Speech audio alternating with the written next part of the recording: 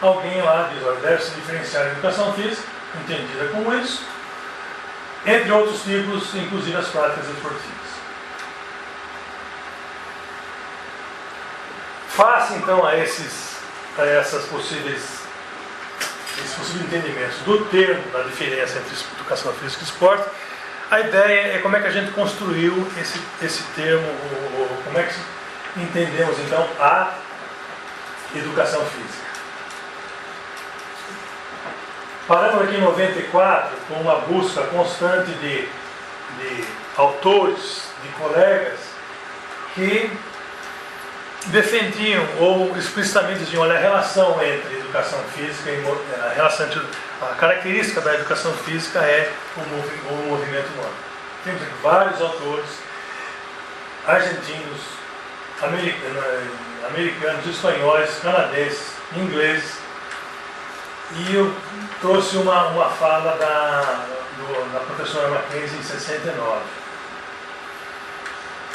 Trouxe também em inglês para ficar mais fiel ao que ela disse. É uma tradução também livre aí, se nós mudarmos o foco, né, de ver a educação física saindo do exercício, do esporte. Quando nós vimos isso? Ela não tinha visto em 69 isso, mas nós estamos isso aí no nossos PCNs. Esses são os conteúdos: jogos, exercícios, dança e luta. Se nós mudarmos o nosso foco disto para o movimento humano, nós vamos ter uma contribuição muito grande para o valor educacional no estudo dessa área. 69. Eu estava me informando nessa época, né?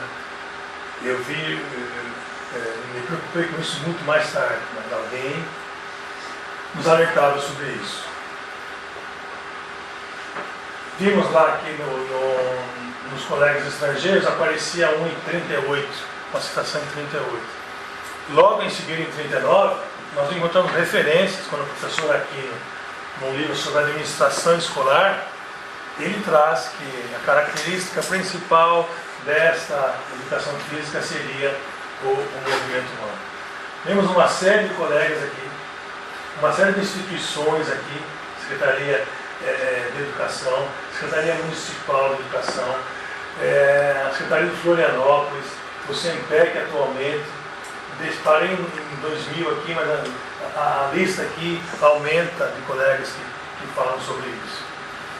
Vou trazer aqui o que a Isabel fala em 84. A Isabel, não sei se alguém conhecer a Isabel é da área de, acho que, sociologia. E ela escreve nessa revista brasileira que deveria estar à disposição de todos. Já não é um livro, um pequeno, grande livro fechado, é uma publicação, é uma revista brasileira. E ela cita que, sem dúvida alguma, a característica básica da educação física é o movimento. E esse é o atributo que a diferencia das demais disciplinas. Que movimento nos interessa? Ou de que movimento esses autores estão falando? Então, algumas passagens de alguns artigos, não talvez totalmente o artigo, mas o Edson cita num trabalho em 88, nós pedimos que você fez acho que são 2 laudas, né, ou 3 laudas, que tipo de movimento estaria nos interessando. Num trabalho do Jefferson Canfield, em que pese o artigo não ser específico, ele trata, né, do significado do movimento humano que nos estaria interessando. O trabalho do professor Botani com o grupo que escreve, o trabalho dele no livro da UNB também, eles falam sobre uma abordagem específica, ele trata de questões importantes para o movimento. Recentemente, o professor Kunz, em Florianópolis, editando uma revista que traz um radical, né, que se trata do movimento, do movimentar.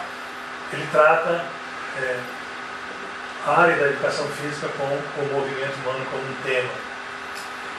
E mais recentemente, em 2007, o mesmo professor Kuhn, junto com o Mauro Betti e esses 2 colegas aqui que eu não conheço pessoalmente, falando sobre implicações específicas, também trazem alguma contribuição para o tipo de movimento que nos interessaria.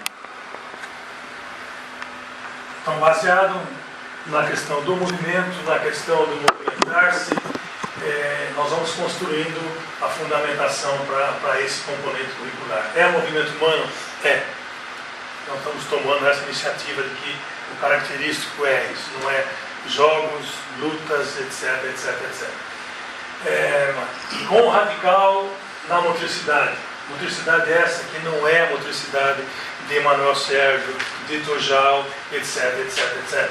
Motricidade aqui, eu faço uma crítica nesse artigo aqui, motricidade é uma simples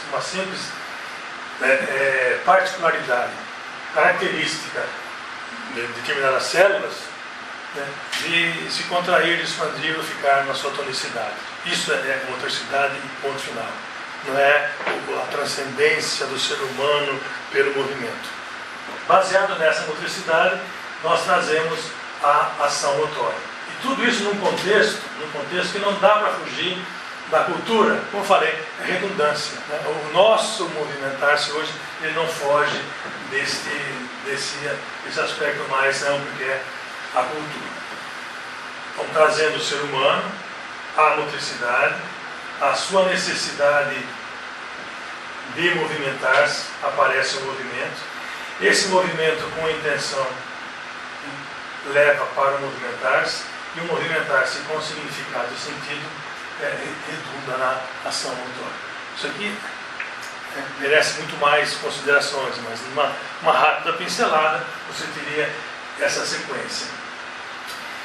Fazemos aqui uma breve também, um breve parênteses aqui, no sentido que nós não estamos usando o adjetivo motor ou motor, por várias razões, né? Talvez uma tradução conveniente do inglês motor, o português motor, e nós entendemos que existe no nosso idioma, no dicionário contemporâneo traz isso, a editora dela tem 58, a utilização do adjetivo motório, muito mais específico, muito mais claro do que simplesmente o motor. Novamente, a imagem da minha mãe, motor qual? Do carro, da geladeira, né? Então, o motor já daria um sentido mais claro para isso. Que movimento, naqueles artigos nós mostramos para alguns colegas, que movimento nos interessa para a composição desse componente curricular, né?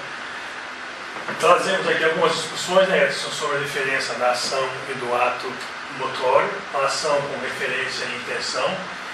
Alguns são de movimento relacional e outro que é o ato motório referente de causa, o movimento substancial. Ambos movimentos nos interessam na composição desse componente curricular.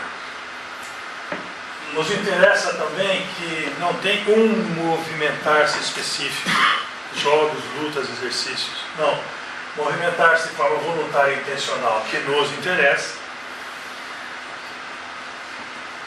A nossa ação motória nos interessa. Dois extremos, lazer e trabalho. Simplesmente para dizer, aqui não é trabalho, é lazer? Não. Mas tem algo aqui entre o lazer e o trabalho, as nossas 24 horas, que o inglês não tem um termo específico para isso, o português não tem um termo específico para isso, mas são os momentos em que eu não é lazer e nem é trabalho. Eu ando, eu vou ao supermercado, eu penteio o cabelo, eu lavo a louça, eu lavo o carro, não tem como, não é lazer e nem é trabalho, mas é movimentar-se de forma voluntária e intencional, interessa para o componente curricular. Se esse componente curricular interessa, se isso interessa e está no âmbito cultural de educação, a educação entende que existe a escola e a escola tem uma responsabilidade com o conhecimento. Então nós estamos pensando, nós vamos levar a movimentar-se no lazer ou no trabalho e entre esses momentos, levar para a escola para que seja discutido em forma de conhecimento. rapidamente estamos chegando a uma definição de que, olha, o entendimento básico da educação física, o específico da educação física, não é jogos, lutas, exercícios, etc, etc. O específico dela, nem tampouco é o movimento humano. O específico dela é pertinente ao estudo do movimento humano. Com essa dúvida, ou com já alguns anos dessa dúvida, nós temos procurado ajuda de alguém na universidade que tenha esse tipo de preocupação também. Há 15 anos, nós temos mantido um contato, ou mantivemos contato muito tempo atrás, com a professora Maria Aparecida Barbosa. Ela é do Departamento de Letras Clássicas e Vernáculos. Com o passar do tempo, nós não resolvemos o problema, nós não avançamos no problema. Recentemente, indo ao Banco do Brasil, retirar o salário, aquelas coisas, eu encontro com Maria Aparecida Barbosa. Ela está se aposentando também, e comentando sobre, olha, as nossas questões há muito tempo. Ela fala, olha, Guilmar, eu não posso mais, mas eu te indico a professora Ieda do departamento. Então, voltamos às conversas sobre a mesma preocupação e fomos pedir para o pessoal do departamento que nos desse alguma orientação de como esse processo se estabelece, como você cria uma palavra, como ela entra no dicionário, se realmente é importante discutir essas coisas. Quer dizer, para eles não é importante. A gente queria o processo de como isso ocorre. Ela falou, Guilmar, então vem participar do nosso colóquio em novembro. Ela falou, é importante que isso comece a aparecer, que vocês formem um local, depois internacional, venham discutir o tema. Então nós apresentamos nesse colóquio aqui um trabalho sobre inadequação e ambiguidade do termo.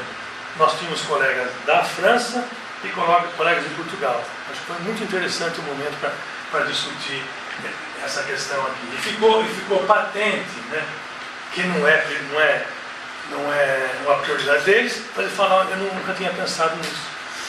Quando nós trazemos a questão da inadequação e a criação do termo esportear, do verbo esportear como um verbo que deixasse claro que aquela participação das pessoas ao movimentar-se era em razão do esporte, não de uma brincadeira ou de um jogo. Então, foi bem entendido, foi bem recebido, e também nós não temos a pretensão, e foi colocado no colóquio, que amanhã o pipoqueiro fala que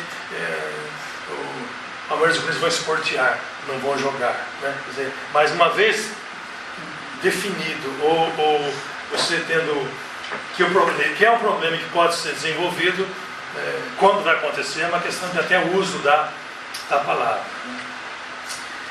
E nesse colóquio, esse é um exemplo que nós temos usado.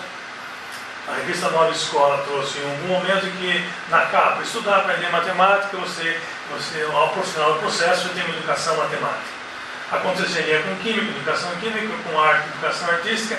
Isso aqui foi um fato que aconteceu neste campus da universidade. Numas discussões sobre licenciatura, envolvendo todas as unidades, nós tínhamos colegas da química, tinha o professor Menezes da física, que se importavam com como preparar professor de química, etc, etc, etc. Que em algum momento, não sei se hoje é importante, mas procuramos várias unidades. Como é que você forma um professor de biologia? Não importa.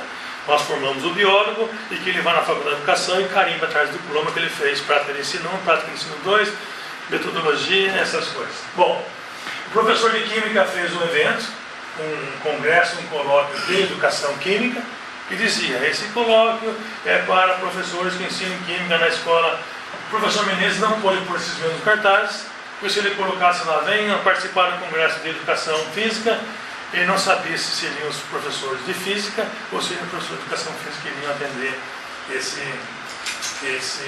evento. Então, não é um simples reducionismo